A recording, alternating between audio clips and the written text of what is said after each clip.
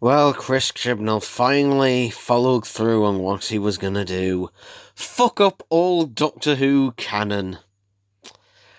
And I'm pissed off about it.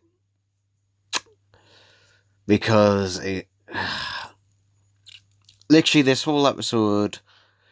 And the thing is, though, like, I'm just gonna get straight in and just spoilers or whatever you want to say, just like going through, but it doesn't make sense. Alright? Chris Chibnall retconning the entire Doctor Who canon. It literally, there are several contradictions in this which don't make sense. Not even if you take the part of, oh, all this stuff was a lie, stuff just doesn't make sense. It keeps contradicting itself because it's just so lazy and sloppily done. It's just, ugh. It is just so lazy and sloppily done in this way. So, surprise, surprise, the Doctor turned out to be the Timeless Child. And there's everyone just fucking rolling their eyes, going, oh god. So yeah, the Doctor's the Timeless Child. Ugh. I'd love to see the person who comes along after Chris Chibnall and then rewrites all of this to not be in canon again. I don't say it can't happen, because Chris Chibnall's just done that with 50 plus years of continuity, so this shows that anyone can fuck with Doctor Who canon with no regard for it whatsoever. Yeah. Also, something I'd just like to say, where was Captain Jack in this episode? So basically, it was even worse than we thought. You brought back John Barrowman just to distract us from that massive bombshell of shit show you were gonna allude on us. Yeah, that was the only reason he brought back John Barrowman as Captain Jack. Because he does not appear in this episode whatsoever. And also, apparently Billy Piper was somehow... before this episode came out, Billy Piper was given credit for this episode for some reason. I have no idea why. Because she's not in this episode whatsoever. And as typical, whenever there's a Cyberman story, but then there's a villain on top of the Cybermen, which in this case is the Master, again, the Cybermen get put on the sideline again, and end up just being generic monster of the week again. And apart from the first 10-15 minutes, don't really do a lot. Again. I know. It's just that fucking irritating. Everything about this finale is just constantly falling apart at the helms, and it was not an enjoyable watch whatsoever. And the thing is, though, I knew this was going to happen. Also, this episode, it's longer, it's just over an hour long, this episode, as well. I think it's the longest regular episode of Doctor Who since, I'm trying to think. I think since Journey's End, actually. And I'm talking about regular episodes, not like specials. Oh, actually, no. Deep Breath. There we go. Longest one since Deep Breath, I think, in terms of running time. Yeah. It just fell apart. I mean, this just goes against so much canon, in seeing that the Doctor was once this special person, and that, and all Time Lords have a piece of the Doctor's, genes or whatever in there so they can regenerate, and it's just like, like, did we not learn anything before by trying to make the Doctor, the most special person in the universe from the Moffat era? Did we not learn anything? Well, clearly not. Because here we are at it again. So yeah, this is just, and also this is really disrespectful to Hartnell as well. It is really disrespectful to him, because essentially means no. He wasn't the first. He wasn't the first to discover that, and it's weird how, because William Hartnell's Doctor didn't start out, as the Doctor we know today. That he wasn't really the Doctor we know as the Doctor until basically, somewhere through the end of his first series and through his second series, really.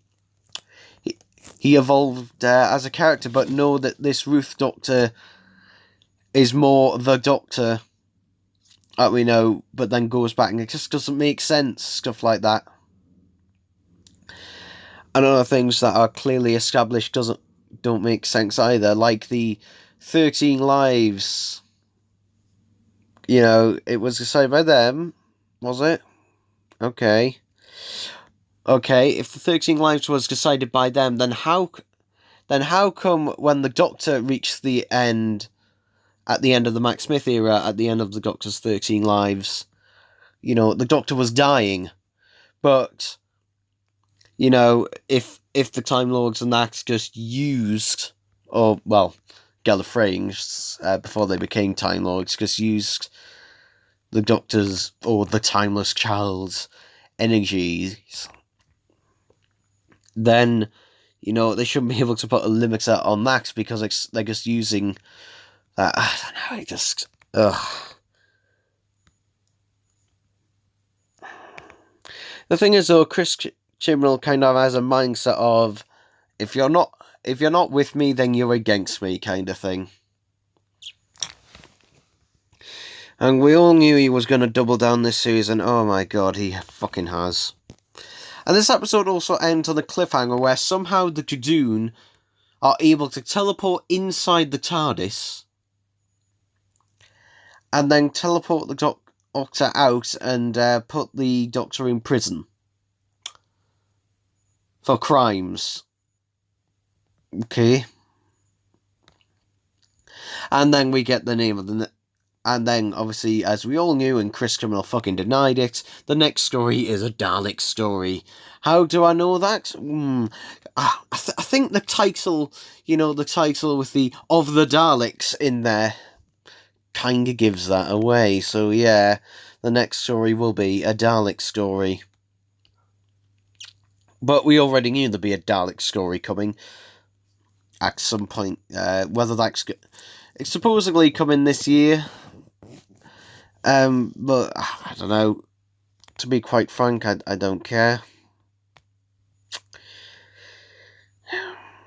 The thing is, though, just like this is just fucking with canon so much. The thing, like, Series 11 was 2 steps forward, but 10 plus steps backwards. In a way. Because Series 11 may be the dreary, droll, madly politically correct overdrive that it is, but at least you can forget its existence afterwards. This, unfortunately, you can't. So well done, Chibnall, you've done an episode that I'll remember, and I'll remember fucking hating. And now this is going to be my most hated episode of Doctor Who ever. For me, this is going to be the worst. And why? Not because it's not because of the episode's actual quality and how good or bad it is, but because of what it does and fucks with canon. It's the same reason I hate stuff like fucking Hellbent. But now this one I hate more, so well done. Well done, because this one fucks with canon. So fucking much. And I just hate it because of it. So yeah, I don't really have much to say about this. I'm not raving and ranting as much as I was before with episode 5. Because we all knew this was going to happen. And basically, this is Chris Chibnall putting an even bigger divide, and it's not a 50-50 divide. It's not. It really isn't. Take a look. Take a look at what people are saying about it. It's not a 50-50 divide whatsoever. Take a look at your ratings. Oh wait, you don't care about them. Well, you don't care about them at the moment, as long as there's still the TV license fee. If that TV license fee, though, goes away, I'm sure you start caring about it then, but probably by that point you'll have fucked off. Because I know Chris Kimmel and Joey Wicker are signed on for Series 13, and that will most likely be their last. Whenever that'll come, that'll probably be their last, because that's usually how it goes, unless they want to be really annoying and stick around even longer. And, yeah. I mean, it just really irritates me. Something I like about... Let's think. Is there something I like about this episode? I enjoyed the Master in it.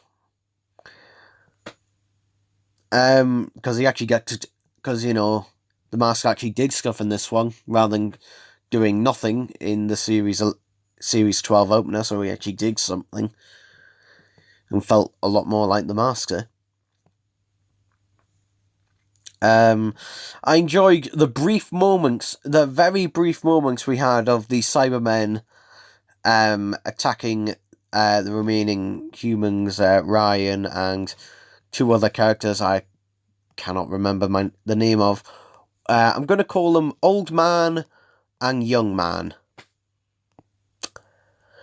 because I can't remember their fucking names. I can't remember their names whatsoever. So that was nice for a few seconds. And also, I'm wondering, is this Ryan, Graham and Yaz's final episode? I doubt it. It doesn't seem like that would be the case, but it could be. But someone will tell me, I'm sure, in the comments below, whether they've been confirmed for Series 13 or whether they're confirmed for the special. But yeah, whatever. This is, what it is. It just goes on. We did find out in this episode what the Cybermen on screen at the moment was doing to those other Cybermen, and it was destroying the organic parts of the Cybermen, so they are essentially robots. Okay. On that, I don't have a lot to say. Because, to be honest, the more I say about this, the more pointless it kind of feels. I fucking hate it. I do not like this fucking with canon and that, and I don't like the way that it's gone on, making the Doctor the most important person in Time Lord history, blah, blah, blah, blah, blah. But I don't like it whatsoever. And you can say whatever you like, but it's not going to change my mind on it whatsoever. So yeah, that's kind of that. And I've got nothing else to say for it, because this episode doesn't deserve my time on talking about it. So yeah, that's just it. The only bright side is that I can now ignore this again and pretend that it doesn't exist, and go back to watching the Classics series box sets that are coming out, as well as Big Finish, and the animated stories, the animation reconstructions that are coming out. So that's at least something good in a complete shit show. The only annoying part is, I know when I buy those season box sets and the animations, I know it's ultimately also helping to pay for this, because no one is fucking buying the Series 12 box set. And if you don't believe me, no one bought the Series 11 box set. And I know that one person in the comments going, I bought it, and you are in the vast minority in that, because fucking hell, the sales of that are incredibly piss poor. Incredibly piss poor.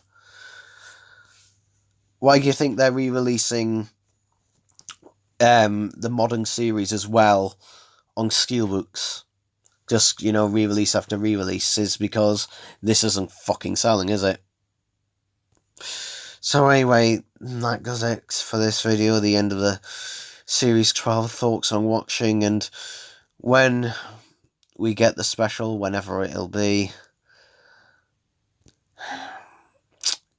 God help us for that.